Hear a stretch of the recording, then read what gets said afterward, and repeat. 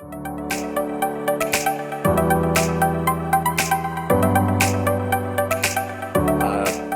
I introduce HG, just a very brief overview of today.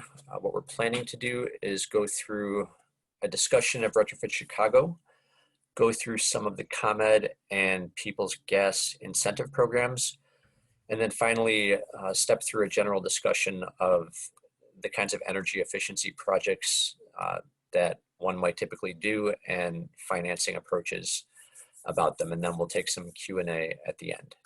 So with that, I'd like to turn this over to HG Chisel, the founder and CEO of Advanced Energy Group, to say a few words about the organization.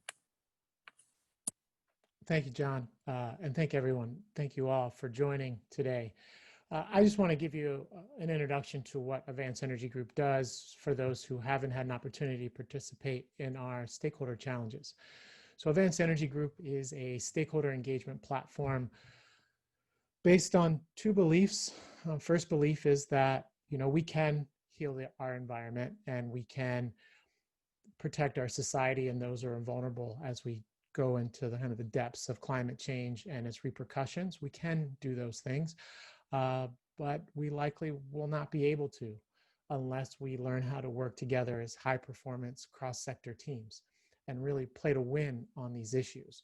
So with those two beliefs in mind, I've been working for several years on developing a stakeholder engagement platform that helps us prioritize the obstacles we need to work on collectively together, and then enables teamwork so that we can develop solutions that we can hold ourselves accountable for delivering solutions on.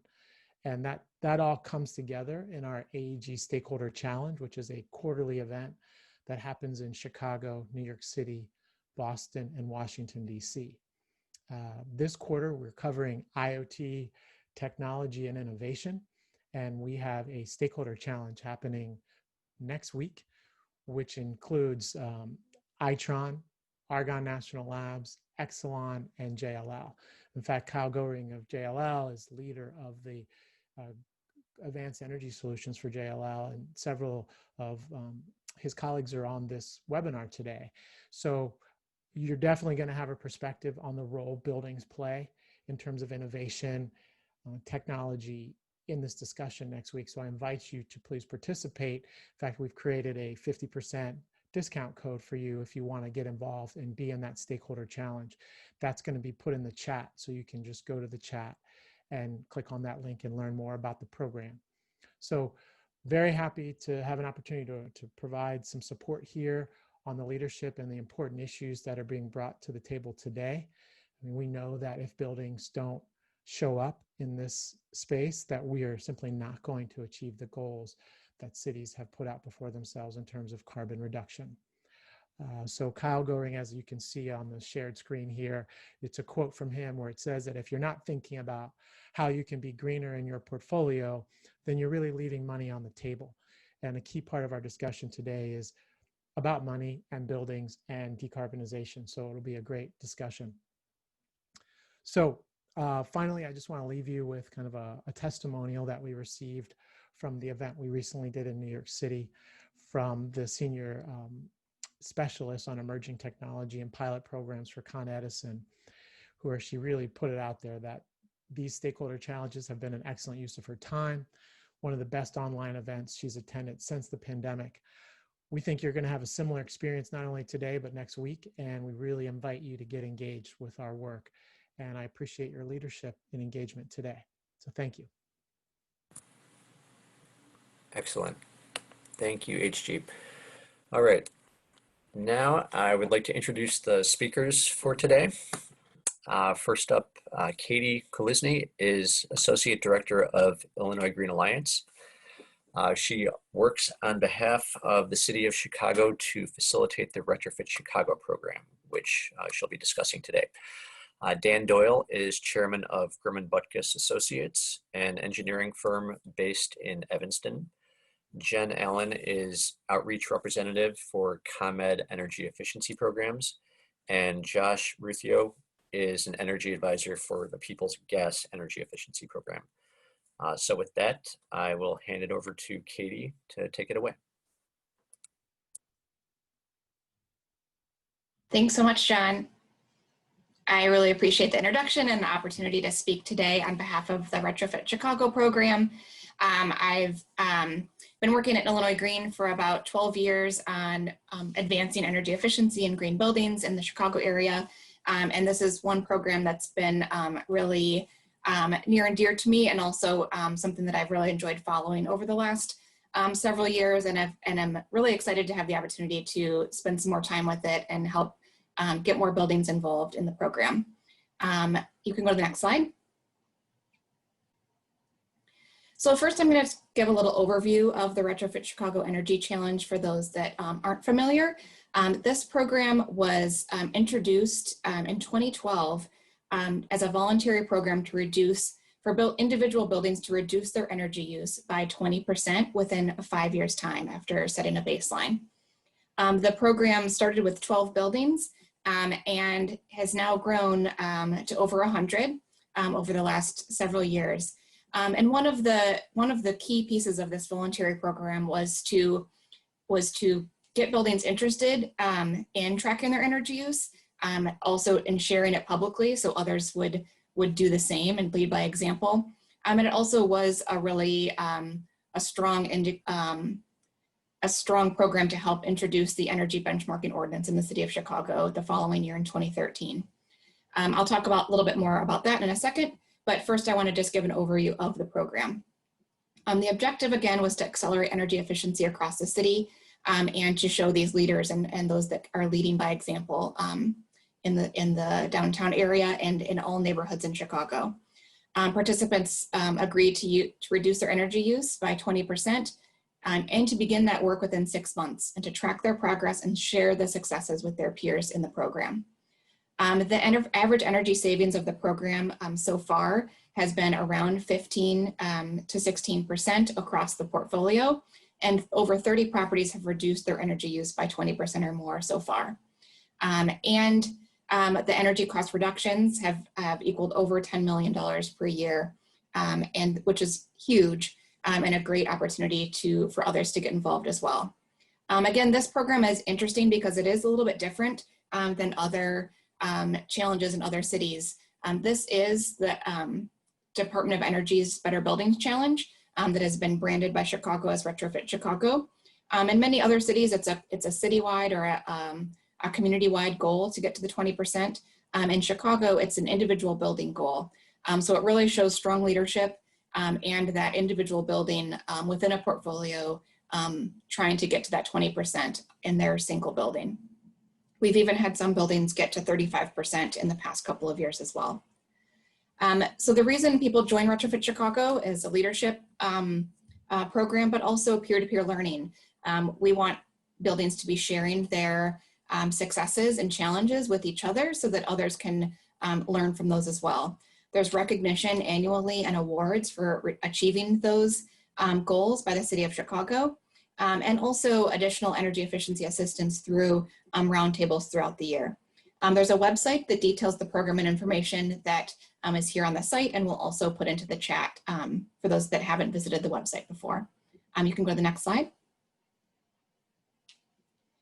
As I mentioned, there are the recognition through awards and press releases. This is a program that the city of Chicago runs out of the mayor's office. And so it gets a lot of press and recognition through press releases from the mayor's office on an annual basis and celebrating those that have achieved that 20% savings. There's also regular progress reports that are shared to show each building where they are in relation to their baseline that they submitted when joining the program. This year, those reports have been delayed a little bit due to COVID, but they should be coming out this fall for those of you that are already in the program and are looking for those reports. There have been some staff changes in the mayor's office and some COVID delays, but those are still coming out later this year. And quarterly engineer roundtables. Again, this is something that's been a little different this year, as normally one of the things that participants like most about this program is the ability to look around in each other's boiler rooms to see what equipment they've replaced. It's very exciting to walk around and see all of these things, and one of the highlights of the year. Unfortunately, this year has been a little different and we haven't been able to do this in the same way, but this fall we're going to bring back quarterly engineer roundtables virtually with a couple of buildings. So we're looking forward to that and continuing this way to share with peers as folks have a little more time to do that now this fall as they're getting their buildings back in shape. Next slide. Some of the newest Retrofit Chicago participants are here on the slide, and this is just to show that it's a program really for any type of building. Commercial real estate certainly is the main type of building that is within this program, but we also have many university buildings participating, condo associations, multifamily buildings. We have affordable housing as well as, and a lot of commercial real estate and some nonprofit buildings too. Next slide. And I mentioned earlier that this program was really helpful in introducing and passing the energy benchmarking ordinance for the city in 2013, and really just shows that by benchmarking alone and paying more attention to your energy use on an annual basis, tracking that leads to a lot of savings by itself. And really the Retrofit Chicago program is just taking that to the next level and voluntarily committing to reduce energy use.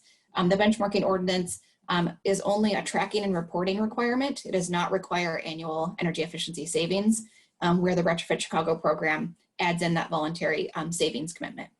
You can go to the next slide. One thing that you guys all might have noticed too is that a couple of years ago, Chicago introduced an addition to the benchmarking ordinance, which is the Chicago Energy Rating System. And that applies to, again, buildings that are 50,000 square feet and above and have been benchmarking their data with the city. And one of the reasons that this was introduced was to make Energy Star scores a little bit easier to understand from a tenant perspective and anyone walking by. Many of you that are on the call are probably familiar with Energy Star and know that a 75 or greater is actually certification level of Energy Star. However, many people that see a 75 think that that's like a grade of a C or a C minus, and that's not the case in Energy Star. So this was a way to show just a everyday person what a score translates to as far as success. And so those scores were initially submitted in the fall of 2019 with the goal to have those posted in March of 2020. Well, and we all know what happened in March of 2020. So the enforcement of this is a little bit delayed, but you can look up your placard and download your energy rating if your building is 50,000 square feet or larger from the link here and what Jess just put in the chat. We'll go to the next one. So some of the highlights of buildings that have entered the program. A lot of the buildings are pretty large, over 50,000 square feet, like I mentioned.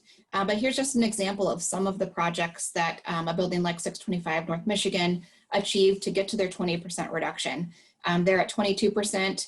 They have an Energy Star score of 86, and they've been an Energy Star rated building for 9 years consecutively, which is really great. But all of these steam trap updates, renovations, LED lighting, retro commissioning, these are all programs that Josh and Jen are going to speak about in a moment that are incentivized by the utilities. So by committing to the program through Retrofit Chicago and then utilizing a lot of these energy efficiency incentives, this building was able to achieve that 20% savings and beyond, which is really great. You can go to the next slide. So some of the goals of Retrofit Chicago moving forward include getting up to 125 participating buildings from 100, which I think we can do. And hopefully some of you on the call today are interested in enrolling another building in your portfolio or are new to the program and might want to enroll a building for the first time. Providing one-on-one building meetings, and that's with me. So you'll get to talk with me a little bit more about the program, learn what you need to do to enroll, and also get some advice on how to get started and connected to some of these efficiency programs if you're not familiar.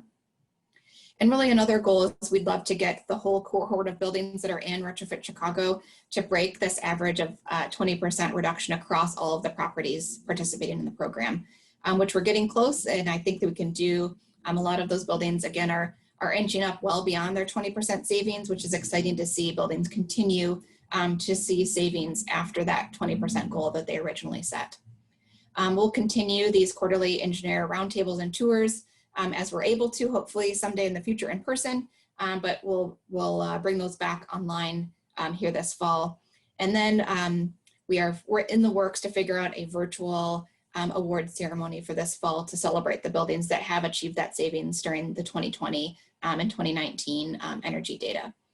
So really excited to continue to move the program forward. And I want to talk to you a little bit more about how to enroll if you're not familiar. Next slide. So it's really just 3 main steps to enroll your building in Retrofit Chicago. One is submitting a letter of commitment, and I have a letter template that I can share with you after the session if you're interested.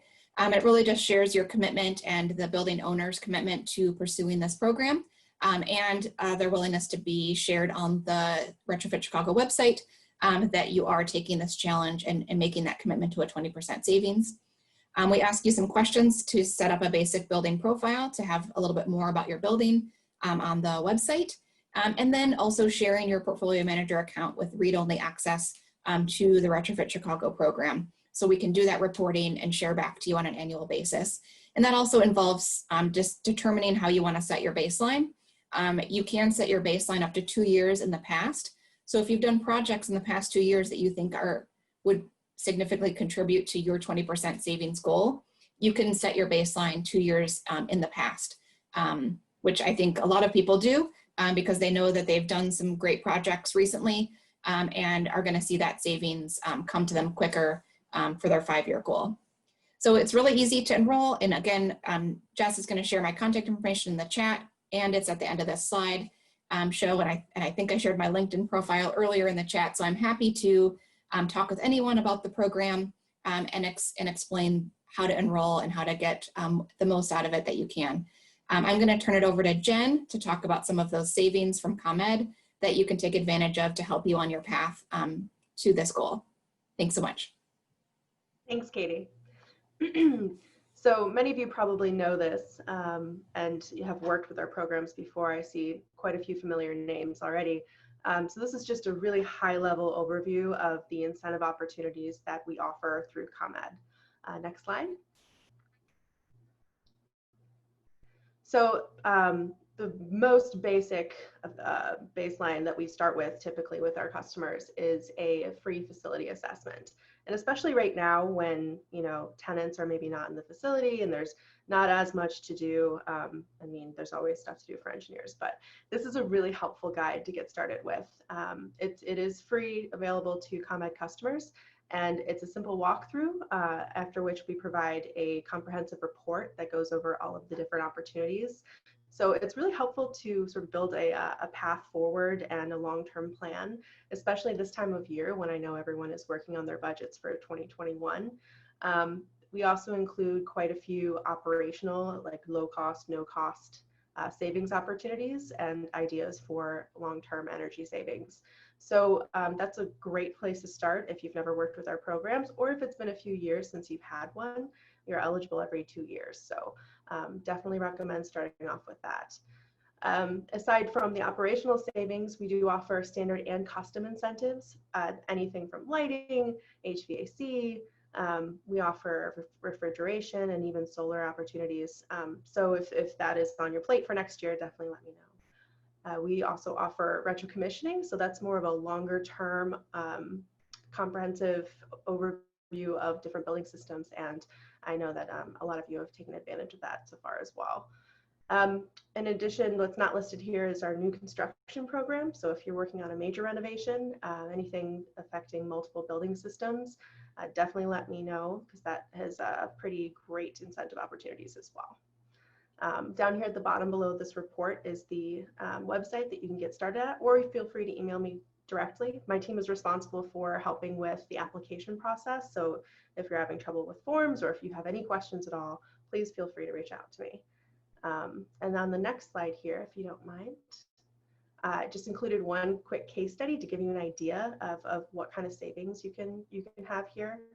So this is 311 South Wacker. They installed wireless pneumatic thermostats, and the total project cost was around $880,000, and they saved 4.3 million kilowatt hours annually. And the annual savings cost from that ended up being around $330,000. So we were able to provide them with a one-time incentive of $400,000, which made the estimated payback period overall with the incentive 1.4 years. So there are some really great opportunities for energy and cost savings here. And obviously, if you're on this webinar, you are already interested in Retrofit Chicago, which is an amazing program, and it really helps kind of put this big picture together of what the opportunities are. So if you have questions about this or any other type of incentives, please let me know. And yeah, with that, I will turn it over. Hi, good morning, everybody. My name is Josh Ruthio. I'm an energy advisor with North Shore Gas and Peoples Gas. I'm here today to talk to you a little bit about the complementary incentives to that of which Jen just mentioned, the ComEd section. We have several different programs, and you can go to the next slide, that you might be able to participate in. So I personally work for the large business program, focusing on customers that have 400,000 therms or larger of usage. We also do have a small business program, and as Jen mentioned, a retro commissioning program as well. That's a partnership with ComEd that many of you have already taken advantage of. So basically, if you're on this call, you can participate with our programs in one way or another. So we kind of have two major sections of programs. The next slide would tell us a little bit more. Our prescriptive program is basically a one-for-one menu of items that could be utilized from day to day. And I know that there was a question, with the chat from the registrants that basically said, hey, we're looking to cut costs through this tough time. And our programs are basically here to help you do that. 80% of our program savings comes from basically general maintenance. So if you have a boiler in your facility, if you have a building automation system, if you have steam traps, all those are things that would qualify for incentive through our program. And really those are going to be like low cost and no cost items. So for example, if you were to tune up your boiler in your facility, depending on if it's a process boiler or if it's a space heating boiler, we can pay up to $3,000 per boiler to have those tuned up. And that can be done once every 36 months. The same goes with the steam traps. And now if you go to the next slide, we can talk a little bit about the custom portion. So the custom portion of our project is you take a look at our prescriptive application and nothing fits directly, but a project's going to save money. So say you're going to be installing a new building automation system or upgrading your building automation system, whether on its own or in partnership with the RCX, the Retro Commissioning Program. If you can save energy doing this project, and the project will pay itself back in greater than 1 year, less than 7 years, then we can pay, depending on the sector that your business falls into, we can pay you $1 a therm for the private sector. So say you do a building automation system upgrade that saves you 100,000 therms. Well, that could potentially qualify you for $100,000 of incentive through our custom program. Now, if you are, say, for example, a school or a public university, those savings are the same, except it's $2.50 a therm. So really, we reach out to that public sector to try to offer. We understand that financing is harder to come by in that sector, and so we try to target that. So basically, if it saves energy, we can, if it saves gas, we can, at one way or another, provide you an incentive. And so my contact information is in the chat below, as well as at the end of this presentation. So please feel free to reach out to me. If you're thinking about doing a project and you're not certain if it qualifies, I'm here to help you. I'm here to hold your hand. I'm here to walk you through the whole process. And that all fits within the Retrofit Chicago program as well. So please don't hesitate to reach out. I'm going to hand it off to Dan now. Thank you very much. unmute myself there. Good morning, everybody. Thanks for attending. I apologize for not having the fancy background of the Cliffs of Moher like Josh. I'm jealous. I'm, as I said, Dan Doyle. I'm with Grumman, Butkus Associates. We're an energy management consulting firm up in Evanston, and I've been involved in energy conservation work for a very long time. I'm in my 4th decade doing this kind of work. And so I just want to comment on what Josh and Jen just talked about, the utility incentives. I work all over the United States doing energy efficiency work for various types of buildings. And we're really lucky here in Chicago. The programs here, especially in Northern Illinois with ComEd and the gas companies, are some of the best and most comprehensive utility incentive programs anywhere in the country. And the incentives are very generous. And so I would, strongly, advise everybody to take full advantage of those. And by the way, they're not free. You're paying into those with a surcharge on your bills. So if you don't take advantage, someone else is going to apply for those incentives and take the money that you have paid in. If you could turn into the next slide, please. So in addition to those great utility rebates and incentives that Josh and Jen just talked about, there are also significant tax incentives available, and these can be used to help also fund your energy efficiency initiatives. And these fall under what's called IRS 179D, and these can provide up to $1.80 per square foot in overall tax deductions. And those are broken out into 3 categories, 60 cents each for HVAC, lighting, and building envelope modifications. And while there is a route for nonprofits to take advantage of these incentives, which I won't describe in detail here, for nonprofits to take advantage, they have to be very large projects.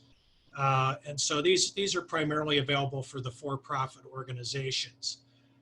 These tax incentives apply to both new construction as well as major renovations and energy retrofit projects, such as a lighting retrofit. So let's consider what a couple examples might be of where you might use these. If you're designing and building a new 100,000 square foot green building and you hit all 3 categories in terms of green features in your new building, that would qualify for $180,000 tax benefit, which is pretty significant. Similarly, if you have an existing building and you're just doing a comprehensive lighting retrofit or an HVAC upgrade in that same 100,000 square foot building, that would qualify for a $60,000 tax incentive. So that's not bad. Next slide, please. So it's been said that the pandemic is just the warm-up act for climate change. And we can see the obvious signs of climate change in the extensive wildfires that are raging in the West Coast and California and up and down the coast. And we're on track for a record year for hurricanes in the Gulf. I think one more named storm, and we're going to have to revert to the Greek alphabet to start to keep naming storms, and we're only halfway through the hurricane season. Both of these are influenced and made worse by the impacts of climate change. So in order to mitigate the most catastrophic effects of climate change, the International Energy Agency estimates that we're going to have to spend at least $53 trillion over the next 20 years in renewable energy and energy efficiency projects. And that's a lot of money. So where is that money going to come from? Well, we want to look at alternative ways of obtaining financing. Financing is one of the biggest hurdles to moving energy efficiency initiatives forward. So understanding what our options are can be critical to our success. Next slide, please. So as we look at these alternatives, we want to look at some considerations for financing, such as what is the total cost of the improvement project, what's the availability of internal capital and at what level. As we head into the post-COVID economy, I think getting capital is going to be very difficult for anything other than core business activities. And that gets to the preferred use of equity. And we also want to consider what are the balance sheet impacts of the potential debt. Does it add to the debt load or can it be an off-balance sheet transaction? And what returns are required. Some institutional building owners like universities and hospitals might have very different payback levels, maybe funding projects up to 5 or 6 years versus a lot of corporate clients that I work for won't fund anything unless it's got a 1 year or less payback. And so that's important to understand as we're considering projects and our financing options. And also, who's responsible for the savings? Is there any guarantee? Is there a shared risk? Is the payment structure, is it a loan or a lease? And again, going back to the last slide, what is the tax strategy for those for-profit groups primarily? And this is especially important for renewable projects like PV and wind. And who's going to own the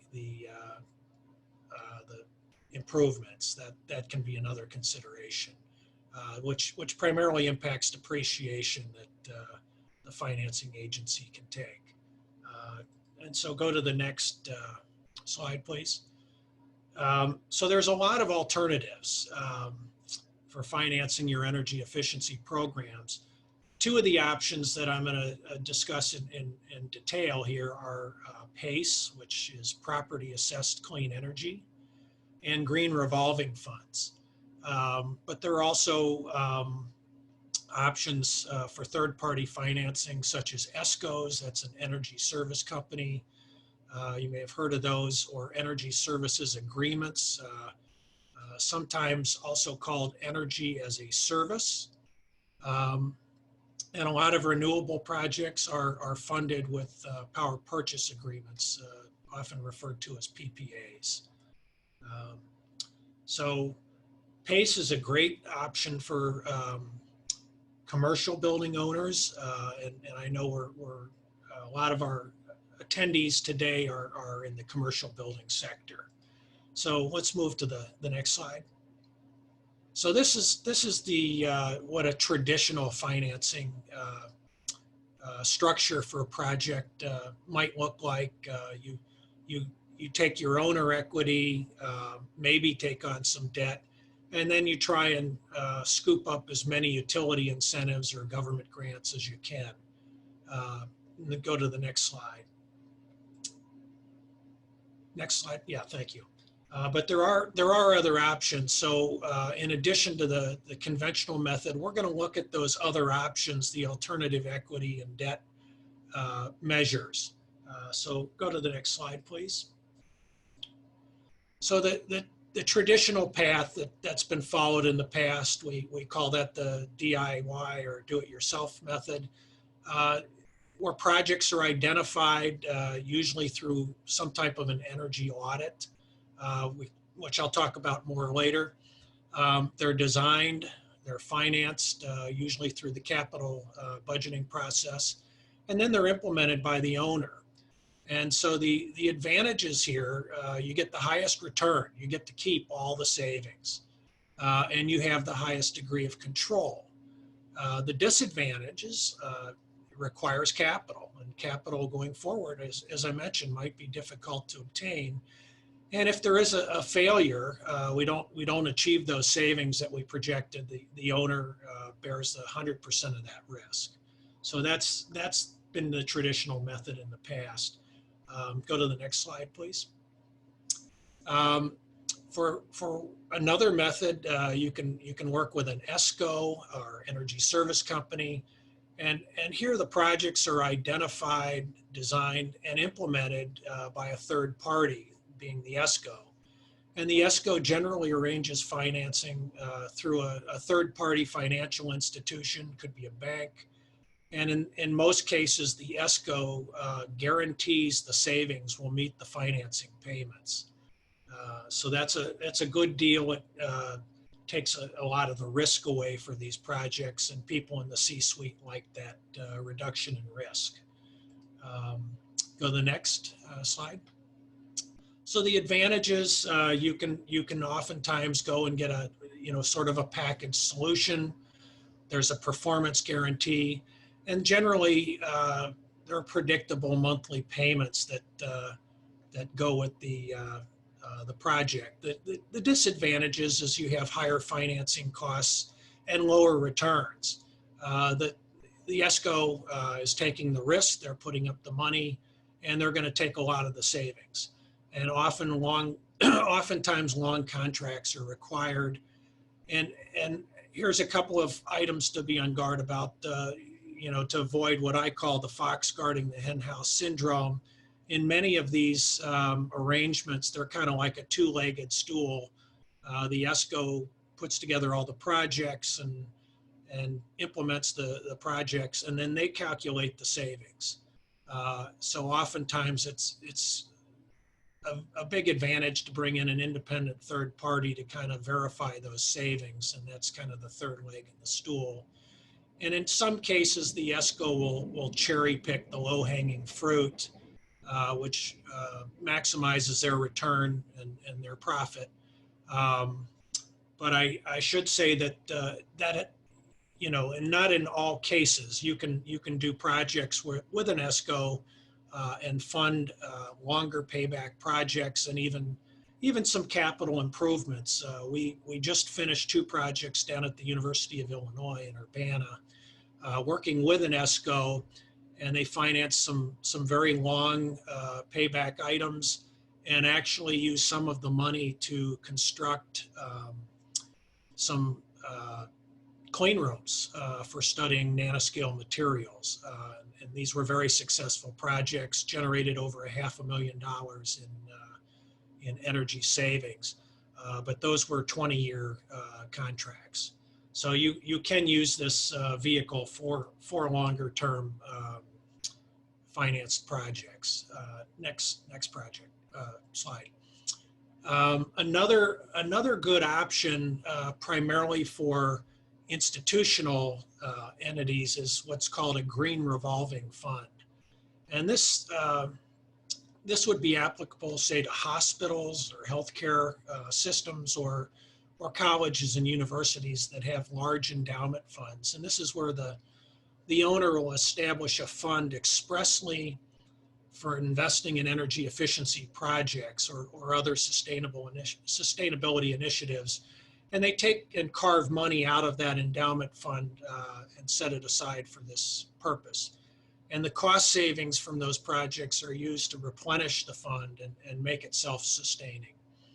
And this shifts the institutional mindset from viewing these energy projects as expenses to viewing energy projects as low risk, high yield investment opportunities.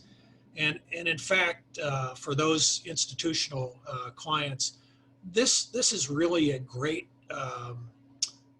example of good stewardship of those endowment funds. And so you're not only coming up with high yield investments, but you're also helping the environment and reducing operating costs. And so let's go to the next slide, please. So as I said, green revolving funds invest in energy efficiency upgrades, and the projects decrease resource use and lower operating expenses. And a portion of those are usually returned to the fund and reinvested.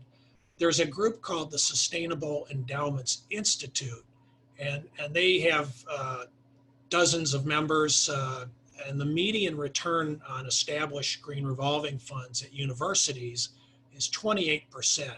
So, you know, that compares favorably even with the stock market of the last year or so.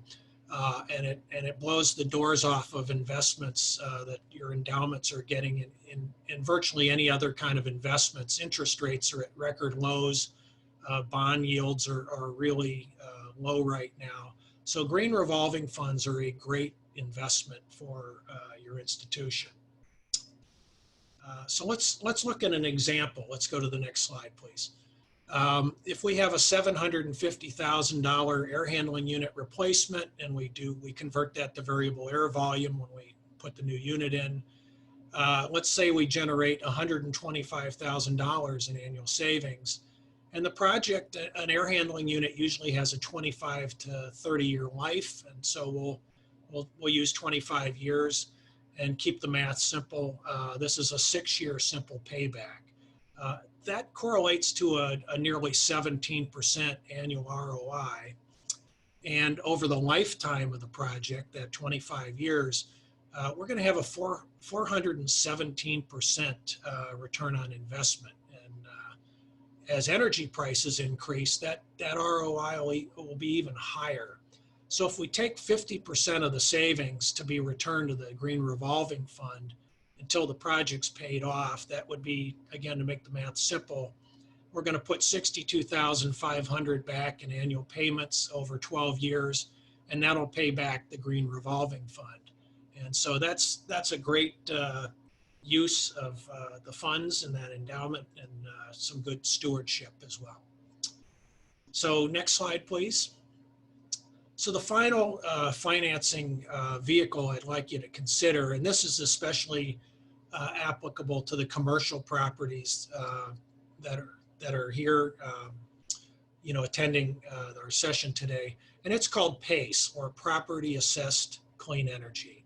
And PACE has been around for a long time. It's fairly new to Illinois, and PACE allows property owners to access low-cost, long-term financing for up to 100% of the upfront cost of energy efficiency, water efficiency, and clean energy improvements. And it's paid back through an assessment on the property tax bill of the participating building. So it's secured through a tax lien on the property, and it's paid first in the event of a foreclosure, and it's non-accelerating. Next slide, please. So two basic questions about PACE is first, who provides the financing? So there's a few ways this can happen.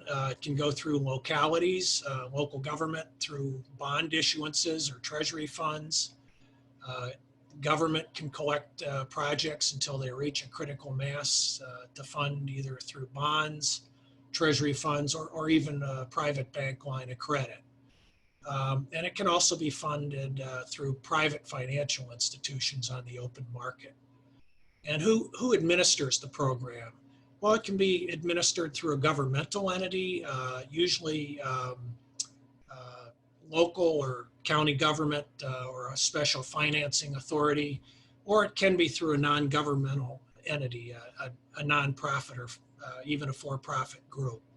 And regardless of how it's financed, the program is typically enabled at the local level, and again through a local ordinance. And so, as I'll discuss, the PACE that's available to you in your buildings is through local governmental entities, either municipal or county. So let's go to the next slide, please. So there's a lot of benefits of PACE. One especially is there's no upfront capital required. Transfers with the property sale. This is a good one, long-term financing, 20 years. I did a project for a client at one point, and we had a 10-year payback on the energy projects. And so we doubled the size of the project and just did a lot of capital improvements and made it a 20-year project, 20-year payback. So those are the types of things you can do with PACE funding. And in some cases, it can be an off-balance sheet funding source. And so and the total savings will always be greater than the total payment. So it's a great vehicle that for any commercial building owner, you should strongly consider using PACE. So you might be wondering, what is the status of PACE in Illinois? Well, the City of Chicago PACE program's been active since April of last year. There are PACE programs now active in DuPage, Kane, and McHenry counties. Will County's PACE program should be active at the end of September, and then suburban Cook County hopefully shortly thereafter. And there are programs also in the works in Lake, Kendall, Ogle, and Peoria counties. So again, I strongly recommend that you consider that as an option to your energy efficiency program. And with that, I'll turn it back over to our host, and maybe we can field some questions. Thank you.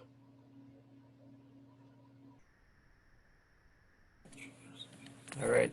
Thank you, Dan. Thank you to all of our speakers. And as Dan mentioned, we'd like to transition over to Q&A. So if you have a question, please put your name in the queue and Jess will call on you. And I guess feel free to turn on your video to ask questions if you like. And John, do we want to cover those questions that were submitted in advance?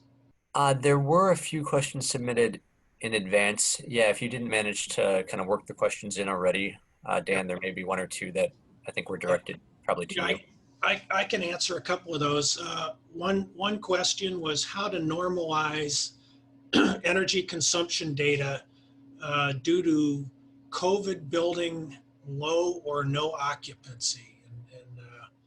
Since he's a friend of mine, I'll out Lamar Davis at the Shirley Ryan Ability Lab asked that question, and that's an excellent question. As Katie described earlier, Chicago now requires large buildings to participate in the energy benchmarking process, and you use the EPA's Energy Star portfolio manager for that. And of course, any building can participate, and now within the Chicago limits, the large buildings are compelled to do that. And so just to be clear, if you're not, what benchmarking is, benchmarking compares a building's energy performance to other similar building types. So in Lamar's case at a hospital, we're going to compare his facility to other hospitals, and the data is generally normalized, as they call it, for weather. So a hospital in Tucson and a hospital in Boston and one in Chicago can be compared with their energy usage. And it also allows a building to track their usage and compare a current period to prior periods and track improvement. So getting to the question that was asked, you know, during this year, during the pandemic, most buildings had reduced occupancy or were completely unoccupied for portions of the year. Even 24/7 buildings like hospitals experienced reduced occupancy. And this will definitely impact the building's energy use. Making historical comparisons of this period of 2020 to prior years, kind of an apples and oranges comparison. And things like weather that can be normalized out to get truer comparisons, it's going to be very difficult to compare 2020 to anything in the past, and probably not to anything in the future. So I would say it's probably kind of a one-off. In terms of the post-COVID future, again, building occupancy won't look like 2020, but it's not going to look like years past. We're never going to return to the way things were before. I think surveys indicate that a lot of workers like working from home. In Chicago, big cities like Chicago, eliminating those long commutes can add up to anywhere from 5 to 10 hours a day that people are getting back. No more office politics, and it allows more time with families. So I think we're going to see, you know, a lot of people remaining working from home full-time or part-time in the future. And I also think that offices will change. No more small, tightly packed cubicles. Many buildings are upgrading their air filtration and ventilation rates, which requires increasing energy use. So I think over the next few years, we'll establish something of a new baseline. And until then, accurate benchmarking comparisons are going to be difficult to make. So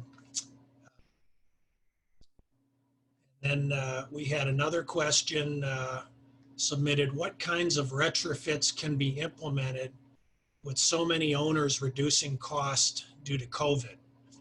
And again, this is another great question. And to answer this, I suggest we look to the recent past. At the outset of the last recession, there was huge pressure on businesses to reduce operating cost, and the usual go-to cost reduction is to cut staff. And you know, I think we'll see that again in the post-pandemic economy.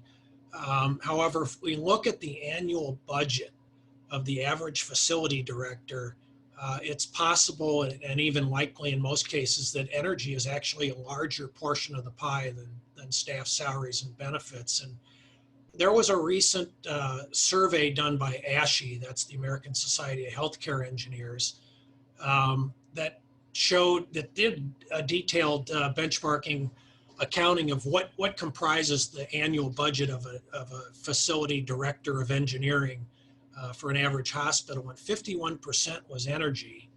Only 25% was staff salaries and benefits, and fan belts and filters and everything else made up less than 25%. So energy was double the cost of staff. So if you look at it in that way, a 5% reduction in energy consumption has the same impact on the bottom line as cutting 10% of your staff. So reducing energy costs is a great place to look. And in fact, you know, you may identify some of those great opportunities doing energy audits and retro commissioning. Those services by our firm ramped way up in 2009 and 10, largely for that reason. And to start out your efforts in identifying those opportunities, you may want to look initially at that low-hanging fruit. Josh and Jen identified a lot of the incentives for some of those, and both ComEd and the gas companies pay for those initial energy audits. There are, and we had another question about energy audits in buildings. There are 3 levels of audits you can undertake. Level 1, 2, and 3 audits. Those are described by ASHRAE, which is kind of the go-to group for energy audits.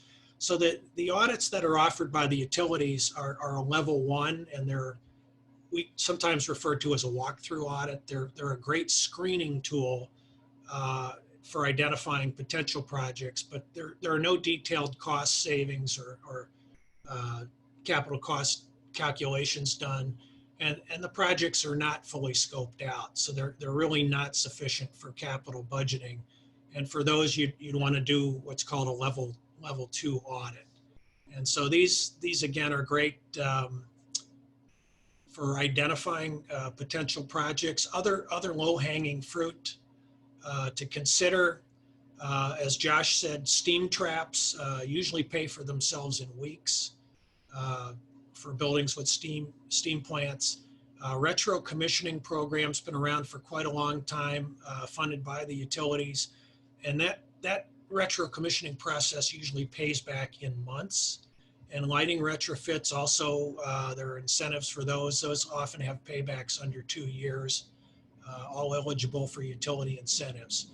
So that's some of the answers to some of those. I hope that's helpful. So any other questions?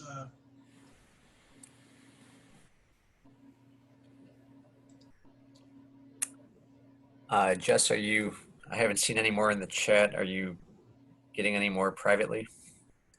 No, we haven't received any. Gotcha. I do have a question here for Katie, and this one goes to, you posted in the chat that a link that highlighted those buildings that have really stepped up in terms of achieving the mayor's leadership circle, platinum, where they exceeded 35%, reached or exceeded 35% energy reduction for their property in the Retrofit Chicago Energy Challenge. Did you see any common denominators for those locations in terms of what they did in order to achieve that remarkable accomplishment?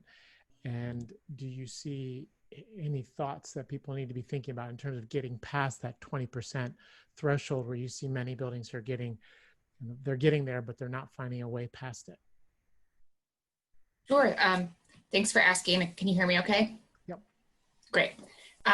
Yes, actually, I would say that we've actually been interviewing some of the buildings that over the course of the summer that have achieved that additional got to that 35% savings, just to understand, what was happening there to keep them going.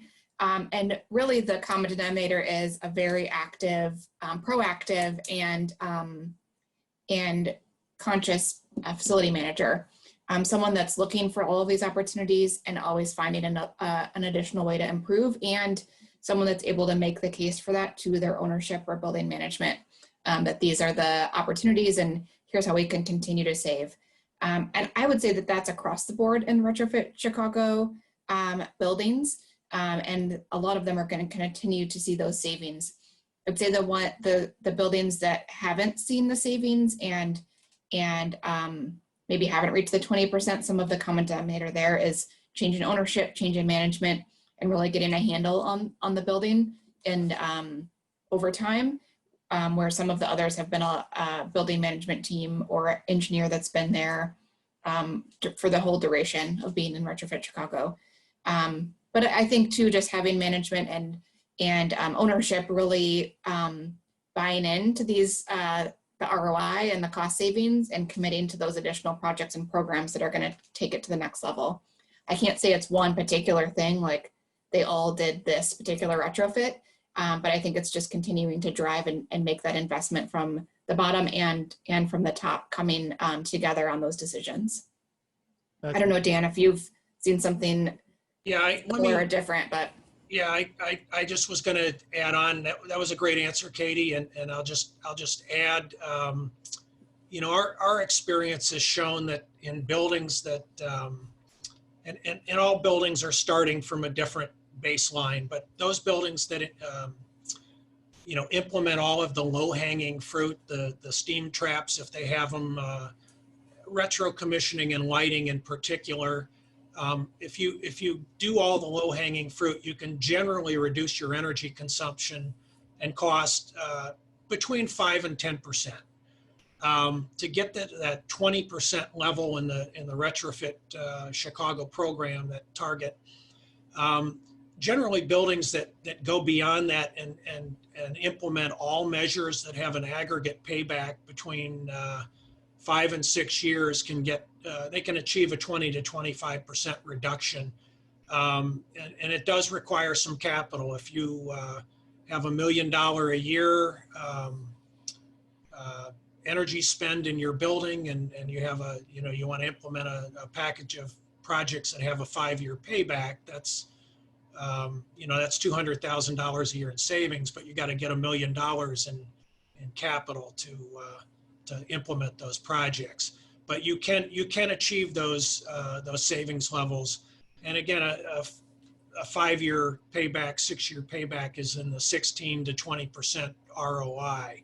And there are all those utility incentives and alternative financing vehicles to help you get those projects funded if you can't get capital your organization, and capital is going to be tight, consider, some of those alternative vehicles for funding the projects.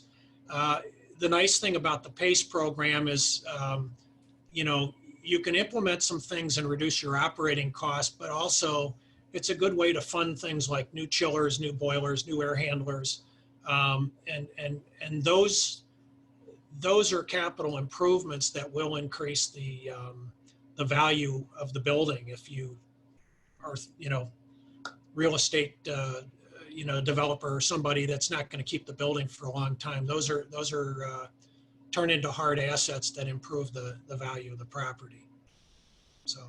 And do you see property managers and owners willing to take that leap and do PACE financing versus either they do it on their own or they don't do it at all? You're asking me, HG? Yeah, specifically in commercial real estate, where typically my experience has been is if you don't meet a certain ROI payback threshold, we're not going to do it, and we're not going to go to outside money to do it. Yes, we do see that sometimes. Owner-occupied buildings are going to be much more likely to implement projects. A lot of commercial buildings, the leases are structured where the utilities are a pass-through. So there's not that much incentive for the building owner to implement these projects. They become capital projects to reduce costs, and those costs then the savings get passed through the lease. So you'd have to look at those arrangements to see how those can be structured. But if you desperately need new boilers or new chillers, PACE financing is a way to possibly get those funded through energy savings. So those are things to consider if you do have a capital project in a commercial building, and you don't want to spend your own capital to implement those. Some of the facilities that really would be great candidates for PACE would be the large resort and convention hotels in Chicago downtown, and unfortunately the hotel sector has just been killed by the pandemic. So I think you're not going to see too much activity in that sector. I would like to add one more thing, HG and Dan, on that awards link. If you scroll all the way down to the bottom, you'll see that there's also some Rockstar Green Champions, energy efficiency champions that are highlighted as well with awards. Retrofit Chicago also has an opportunity to nominate a most valuable building engineer, most valuable property manager, and most innovative project. So every year there's a judge committee that goes through all of those nominations and really likes to highlight and make sure that the folks that are leading the charge and on those savings are getting the recognition and award as well. So definitely scroll down to the bottom to see those green champions, and those would be great people to reach out to see how they were able to push those projects to happen within their building as well.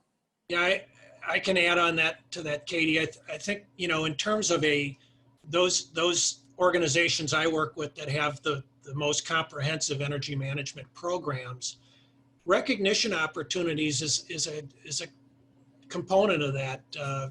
You want to recognize success and achievements and hard work, not only internally but externally, and it builds, especially as people in the leadership see these awards come in and they get recognized for performance. It builds momentum for doing more projects and more initiatives, and it really does. I've seen that in organization after organization where you get a couple quick wins. Maybe they win a couple of awards, or they get an Energy Star label for their building for hitting that 75% percentile ranking. And it builds up, and they want to do more and more. And the most well-established groups that I work with really do go after those recognition opportunities. That's great. Yep. The thrill of winning is contagious, and you want more of it once you've gotten a taste of it. So I did put up on the screen as a screen share, to your point, Katie, just those most innovative projects or partnerships. It also highlights most valuable managers and engineers. that have come up. We've got a great video interview with Myrna Coronado Brookover on 77 West Wacker Drive. I'll find the link to that interview and put it in the chat for everyone.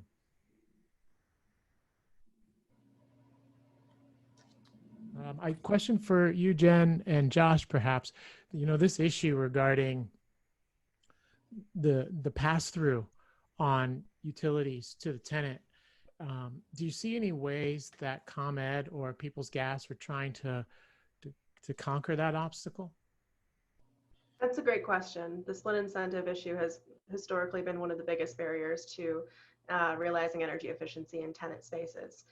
We do work really closely with customers to understand the dynamics of the tenant versus landlord issues. And we actually offer a couple of workarounds with our worksheets and applications. So if there is energy to be saved, we really want to realize that and get those savings. So we have been working on that, definitely. Yeah, that was well said, Jen. I don't have much to add. Thanks. Thanks for the question, HG. Sure. Yeah, it's a definitely an important area to figure a path forward with, and it's always been there as a challenge. I got a question, HG. Jen had asked about that study that showed the the savings breakout among the staffing versus energy. That is a 2015 benchmarking survey by the American Society of Healthcare or for Healthcare Engineering, or or ASHE, and correct the numbers a little bit. Energy was 51%, staffing 27%, and then service contracts and materials were only 22%. And so that's great data when you go and talk to your management about getting money for these projects. And part of the key to success is selling your projects to what I call the C-suite, or the CEO, CFO. Having that benchmarking data is helpful. Another thing, give you a couple of selling points you can use with the management. And I do a lot of work in hospitals. So hospitals are low margin businesses, but before the pandemic, a well-performing hospital had a 5% return on sales. So a $100,000 annual savings in energy cost, that's equivalent to $2 million in new revenue. So that's another way to frame this. I've used that argument a lot with hospital C-suites that where are you going to go get $2 million in annual revenue? You got to go out and buy a new MRI or a new PET scan or some piece of equipment that's going to cost a lot of money. And so here we're going to do this project and generate that same impact on the bottom line. So that's another argument that you can use. That's a great point. I did put the video, by the way, in the chat on 77 Wacker Drive. The interesting thing about the video is that it has the owner in there as well with Myrna. So you can get both perspectives in this. I think it's like a 2-minute video, but welcome you to check that out.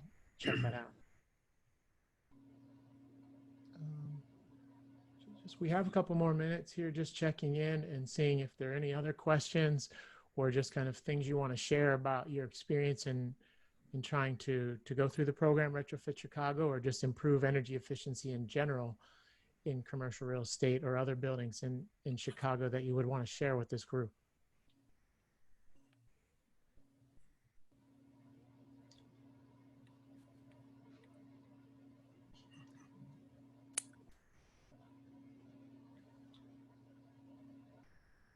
So we've got John Skipper on, who's done a lot of work in New York City, which is a little different there.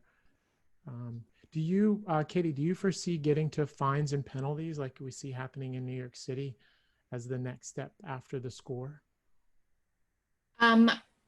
So right now, the the city of Chicago does not have a ordinance or policy that requires mandatory energy efficiency improvements, right? Like New York and DC and other cities have introduced, you know, a few years after having a benchmarking ordinance. That is not the case right now. I do think that that's where the conversation's going within a lot of cities that have introduced benchmarking ordinances and are looking at that next level. Again, this is a new administration with a new chief sustainability officer, so I don't want to speak on behalf of them, but I know that they are working on a plan to move forward into 2021 with some more energy efficiency goals.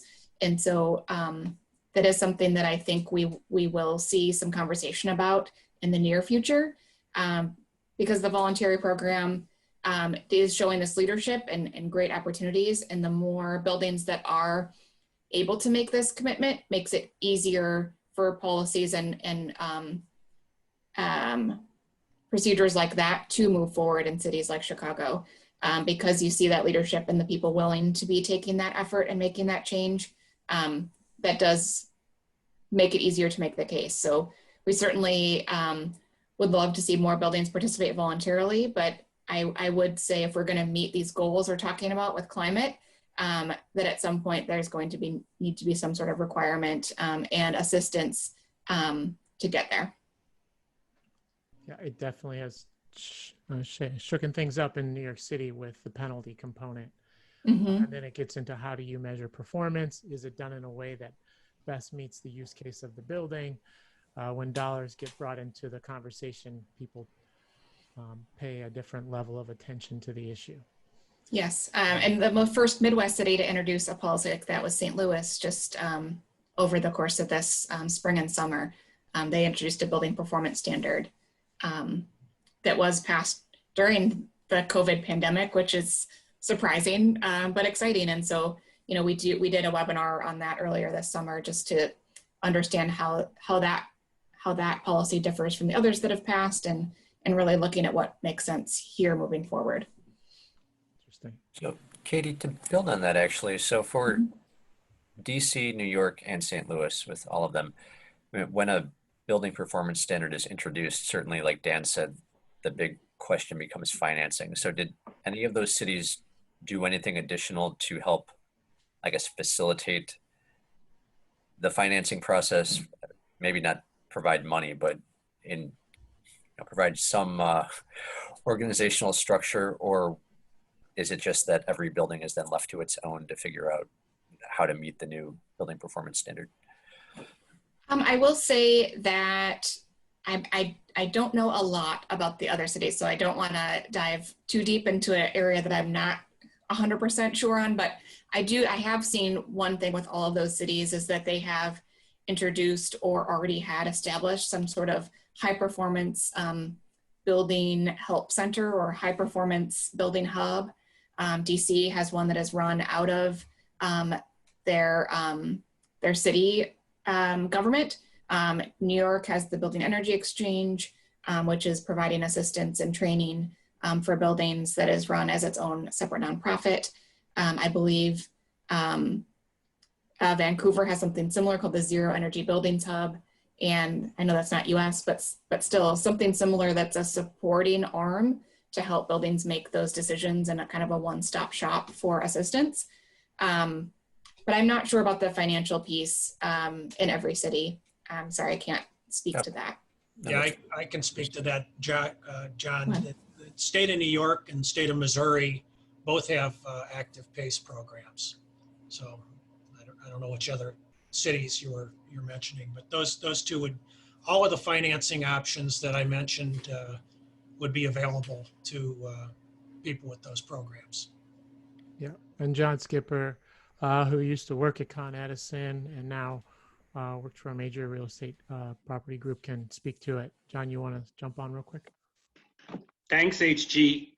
Can everyone hear me? Yes. Oh, okay, great. Yeah, I am a consultant. Actually, the reason I'm on the call is I recently took on a role as the Director of Energy Management for First Service Residential.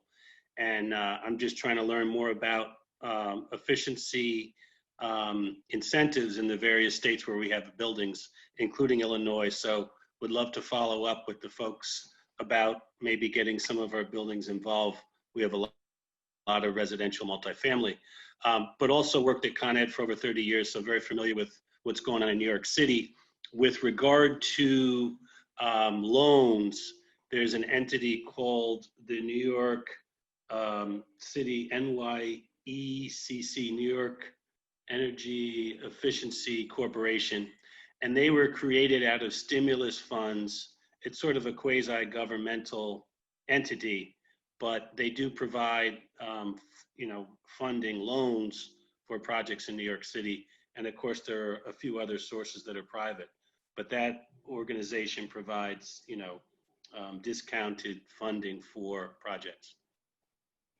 Thank you. And we've seen response to Local Law 97, which is the law that has penalties, where their working groups have been formed to address particular types of building groups that need to make sure that the penalties, and the process for determining the penalties feels fair, and that there's a path for them to actually update their buildings in a way that they don't have to be exposed to that risk.